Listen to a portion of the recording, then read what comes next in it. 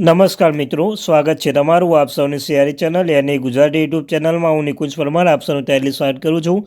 તો મિત્રો, આજના વિડીયોમાં વાત કરવાની છે સરકારી કર્મચારીઓ માટે આનંદના સમાચાર લઈને આવ્યો છું. દેશના કરોડો કર્મચારીઓના અને પેન્શનને ફાયદો થશે. નવા વર્ષના લાગુ થશે આ 5 નવા નિયમો.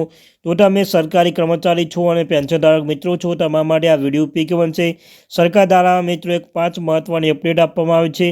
5 નવા નિયમો આપવામાં આવે છે. આ નિયમો તમારા માટે જાણવા ખૂબ જ ઉપયોગી બનશે. તો તેના વિશે આપણે વિડીયોમાં ચર્ચા કરીશું. ચર્ચા કરતાં પહેલાં ચેનલ પર નવા ચેનલ સબસ્ક્રાઈબ કરી લો. તમને ચેનલ પર સરકારી કર્મચારી, નિવૃત્ત કર્મચારી, પેન્શનધારક બાબતે, તેનો પગાર બાબતે, ડીઆર, એચઆરએ અન્ય કોઈ પણ અપડેટ આવે તો પણ જાણ કરવામાં આવશે.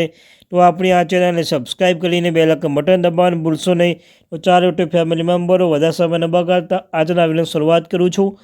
તો મિત્રો, દેશના જે કરોડો કર્મચારીઓ છે તેમના માટે પેન્શનધારકોને લઈને ફાયદા બાબતે 5 નવા નિયમો જાહેર કર્યા છે. તો મિત્રો, સૌપ્રથમ તો એટીએમમાંથી પીએફ પૈસા ઉપાડવાની સુવિધા.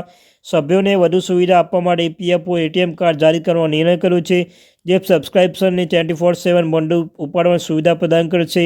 આ એટીએમની ઉપાડવાની સુવિધા નાણાકીય વર્ષ 25-26માં શરૂ થવાની ધારણા છે. નવી માર્ગદર્શિકા અમલીકરણ સાથે સબસ્ક્રાઇબર 24 કલાક અંદર કોઈપણ સમયે સરળતાથી બોન્ડો ઉપાડી શકશે. આનાથી ગ્રાહકોને ઘણો સમય બચશે.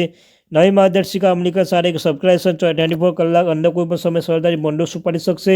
આને સમય બચશે અને તેમના બેંક ખાતામાં પીએફના પૈસા મેળવવા માટે લગભગ 7 થી 10 દિવસની રાહ જોવી પડશે. કર્મચારીનું યોગદાન મર્યાદા બદલાઈ શકે છે. કર્મચારી યોગદાનની મર્યાદામાં ફેરફાર.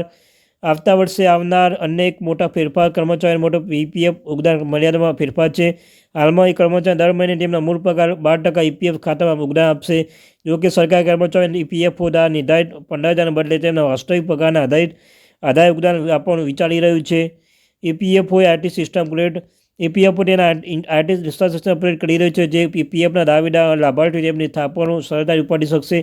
એવી અપેક્ષા છે કે આ અપગ્રેડેશન જૂન 2025 સુધીમાં પૂર્ણ થઈ જશે. એકવાર એક આઈટી ઇન્ફ્રાસ્ટ્રક્ચર અપગ્રેડ થઈ જાય પછી સભ્યોના દાવોના પહેલાં કરતાં વધુ ઝડપથી પટાવટ કરવામાં આવશે.